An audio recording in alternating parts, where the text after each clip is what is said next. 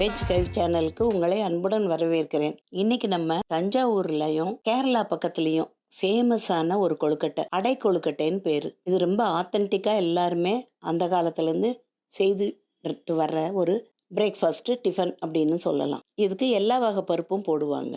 இது எப்படி செய்யலாங்கிறத வீடியோக்குள்ள போய் பார்க்கலாம் வாங்க. இந்த அடை கொழுக்கட்டை செய்யறதுக்கு 1 டம்ளர் அளவு இட்லி அரிசி எடுத்துக்கணும். அந்த டம்ளரில் எல்லா பருப்புமா சேர்த்து எடுக்கிறோம். அதாவது துவரம்பருப்பு 1/4 டம்ளர், கடலைப்பருப்பு 1/4 டம்ளர், உளுந்தம்பருப்பு 1/4 டம்ளர், பாசிப்பருப்பு 1/4 டம்ளர். அப்போ மொத்தம் பருப்பு 1 டம்ளர், இட்லி அரிசி 1 டம்ளர். இந்த ரெண்டையும் சேர்த்து நல்லா கழுவி 3-4 தடவை கழுவிட்டு 1 டம்ளருக்கு 2 டம்ளர் தண்ணி வீதம் மொத்தம் 4 டம்ளர் தண்ணி ஊற்றி ஊற வைக்கணும்.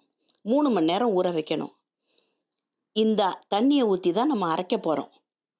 இப்போ எல்லாத்தையும் ஊற வச்சிடலாம். இந்த கொழுக்கட்டை செய்து முடித்த உடனே இந்த உளுந்தம்பருப்பு பாசிப்பருப்போட அந்த வழுவழுப்பு தன்மை சிலருக்கு பிடிக்காது. அப்படியாப்பட்டவங்க நீங்கள் பாதி அளவாக குறைச்சிக்கலாம். அதாவது உளுந்தம்பருப்பை பாதியும் 1/4 டம்ளர் போட்டிங்கன்னா அதில் பாதி, பாசிப்பருப்பு பாதி, இல்லை பாசிப்பருப்பையே நிறுத்திட்டு கூட நீங்கள் பண்ணலாம். கொஞ்சமாக சும்மா ஒரு வாசனைக்கு மட்டும் போட்டுக்கலாம். ஏன்னா அதனுடைய அந்த வழுவழுப்பு தன்மை கொஞ்சம் தெரியும். சிலருக்கு இது பிடிக்காது. அதை மட்டும் நீங்கள் கவனத்தில் வச்சுக்கிட்டா போதும். இப்போ 3 மணி நேரம் ஊறினதுக்கு அப்புறமேலு ஒரு 8லேருந்து 12 வரைக்கும், அதாவது உங்கள் காரத்துக்கு தகுந்தாற் போல் மிளகாயும் சேர்த்து, உப்பும் சேர்த்து, ருசிக்கு தகுந்த அளவுக்கு உப்பும் சேர்த்து, நம்ம அடைக்கு எப்பவும் அரைப்போம்ல அது மாதிரி ரவை பதத்துக்கு அரைச்சி எடுத்துக்கணும். இப்போ நம்ம ரவை பதத்துக்கு அரைச்சி எடுத்துட்டோம். மிக்சியில் கூட அரைக்கலாம், நிறையா இருந்தால் கிரைண்டரில் அரைச்சிக்கோங்க. ஒரு அடுப்பில் கடாயை வச்சுருக்குறோம். அதில் தேங்காய் எண்ணெய் ஊற்றிக்கலாம், இல்லை நல்லெண்ணெயும் ஊற்றிக்கலாம். ஊற்றுனதில் கடுகு போட்டு தாளிக்கணும். எண்ணெய் நல்லா சுடட்டும். சுட்டதுக்கு அப்புறமேலு நம்ம அரைச்சி வச்ச மாவு வச்சுருக்குறோம். அதாவது இட்லி அரிசி, 4 பருப்புக, மிளகா வத்தல், உப்பு, பெருங்காயமும் போட்டுக்கலாம். இப்போ வாசனைக்கு ஒரே ஒரு மிளகாயை கிள்ளி தாளிச்சிருக்கோம். கடுகும் மிளகா வத்தல் மட்டும் போட்டிருக்கோம். மிளகாய் நம்ம ஏற்கனவே போட்டிருக்கிறதுனால இதில் வாசனைக்கு மட்டும்தான் தாளிக்கிறோம். கருவேப்பிலை மட்டும்தான் போட போகிறோம். பருப்பெல்லாம் வேண்டாம், ஏன்னா ஏற்கனவே பருப்புகள்லாம் போட்டு தான் அரைச்சிருக்கோம்.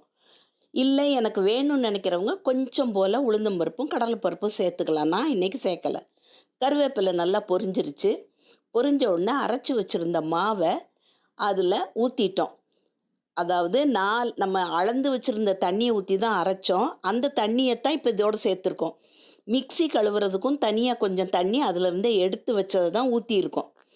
இப்போ நம்ம 2 டம்ளர் அரிசி பருப்புக்கு 4 டம்ளர் தண்ணி ஊற்றி இப்போ அதை நம்ம கிண்டுறோம்.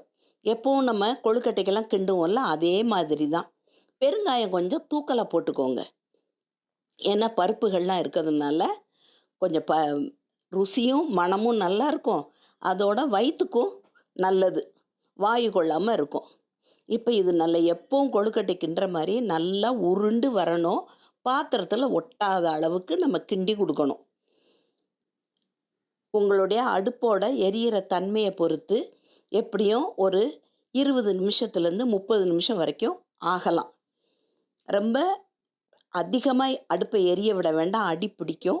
மீடியம் ஃப்ளேமில் வச்சு பண்ணுங்கள். இப்போ பாருங்கள், நல்லா அடி பிடிக்காமல் நல்லா திரண்டு வருது. இந்த மாதிரி வரணும். தண்ணியை தொட்டுட்டு பாருங்கள், கையில் ஒட்டாது. அப்போ மாவும் பருப்பும் வெந்துருச்சுன்னு அர்த்தம். நல்லா அடியில் ஒட்டாமல் நல்லா பெரட்டி விடுறதுக்கு நல்லா இருக்குது. இந்த நேரத்தில் ஒரு அரை மூடி தேங்காய், உங்களுக்கு தேங்காய் கொஞ்சம் பிடிக்கும்னா கூட கொஞ்சமும் போட்டுக்கலாம், நல்லா டேஸ்ட்டாக தான் இருக்கும். தேங்காய் துருவலையும் சேர்த்து நல்லா எல்லா பக்கமும் கிண்டி விட்டுட்டு அது ஆறுனதுக்கப்புறம் உருண்டையாக பிடிச்சிக்கலாம், இல்லைன்னா பிடி கொழுக்கட்டை மாதிரியும் பிடிச்சிக்கலாம். இப்போ நம்ம ஒரு கடாயில் தண்ணியை கொதிக்க வச்சிட்டோம். அதில் உருட்டி வச்சுருக்கிற கொழுக்கட்டைகளை எடுத்து வேக வைக்கிறோம். இது ஒரு 15லேருந்து 20 நிமிஷம் வரைக்கும், அதாவது உங்களுடைய அடுப்பு எரியிற தன்மையை பொறுத்தது. பாருங்க, சுவையான ஆத்தென்டிக்கான அடை கொழுக்கட்டை ரெடி ஆயிருக்கு. இந்த வீடியோ உங்களுக்கு பிடிக்கும்னு நினைக்கிறேன். பிடிச்சிருந்தா லைக் பண்ணுங்க, ஷேர் பண்ணுங்க, சப்ஸ்கிரைப் பண்ணுங்க. அடுத்த வீடியோவில் சந்திக்கும் வரை நன்றி, வணக்கம்.